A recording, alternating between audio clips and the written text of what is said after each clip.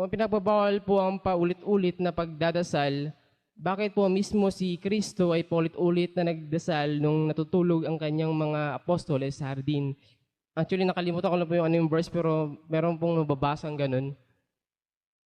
Mali yun, kapatid. Hindi pa ulit-ulit na nagdasal si Kristo. Hindi ganon. Nagdasal siya. Pagkatapos, bumalik siya doon sa mga apostol. Tinignan niya yung mga apostol. Natutulog, ginigising niya. Bumalik uli siya doon sa halaman ng Getsemane. Nagdasal siya uli. Hindi kagaya ng inuulit-ulit. Abagin ng Maria, abagin ng Maria, abagin ng Maria. Walang katigil-tigil. Yung kay Kristo, hindi inulit-ulit sa isang pagkakataon. Hindi isang pagkakataon yon. Basahin natin na 26:39.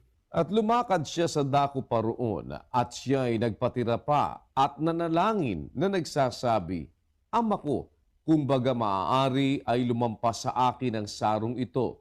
Gayon may huwag ang ayon sa ibig ko, kundi ang ayon sa ibig mo. At lumapit siya sa mga alagad, at sila'y kanyang naratnang nangatutulog. At sinabi kay Pedro, Ano? Hindi kayo maaaring makakipagpuyat sa akin ng isang oras? Kayo'y magpuyat at magsipanalangin upang huwag kayong magsipasok sa tukso. Ang espiritu sa katotohanan ay nakahanda, datapwat mahina ang laman. Muli siyang umalis na bilang ikalawa at nanalangin na nagsasabi, Ama ko, kung di mangyayaring makalampas ito, kundi ko inumin, mangyari nawa ang iyong Kita mo, kalooban. hindi ulit-ulit sa isang pagkakataon. Pagkatapos niya manalangin, umalis siya, pumunta siya doon sa mga apostol. Nakita niya natutulog, ginising niya. Tapos tinuruan niya pa muna. Pagkatapos niyang maturuan, balik siya ulit sa Getsemane. Nanalangin siya uli. Ganon din si Pablo. May mga panalangin siya, inuulit niya. Parang ako, inuulit ko rin. Bawa, sinabi ko ngayong gabi bago ako matulog, O Panginoon, salamat po. Pakiusap ko po sa iyo yung aking mga mahal sa buhay sa Pilipinas, pakiingatan mo po sila. Sinabi ko yon 12:00 ng hating gabi na matulog ako rito sa Amerika. Nagising ako ng 4:00. Hindi na ako uli makatulog. Nanalangin ako uli.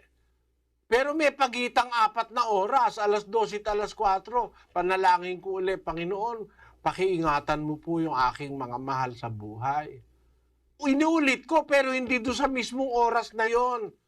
Na nung oras din bagin ng Maria, bagin ng Maria, bagin ng Maria. Mali yun. Bawal ni Kristo yon. Basahin natin, Mateo 6:7. At sa pananalangin ninyo ay huwag ninyong gamitin ang walang kabuluhang paulit-ulit. Huwag kayo mananalangin ng walang kabuluhan. Paulit-ulit lang, ulit-ulit ng oras din na yon. Pero kung si Kristo man, nanalangin siya, inulit niya, hindi nung oras din na yon. May mga interval. Gaya rin ni Pablo at ng ibang mga apostol. Gaya ko rin. Yung panalangin ko ngayon, pwede ko namang ulitin uli yun eh. Pero hindi yung oras din na yun dahil ang Diyos makukulitan. Basahin mo nga uli, kapatid na Daniel yung 6:7.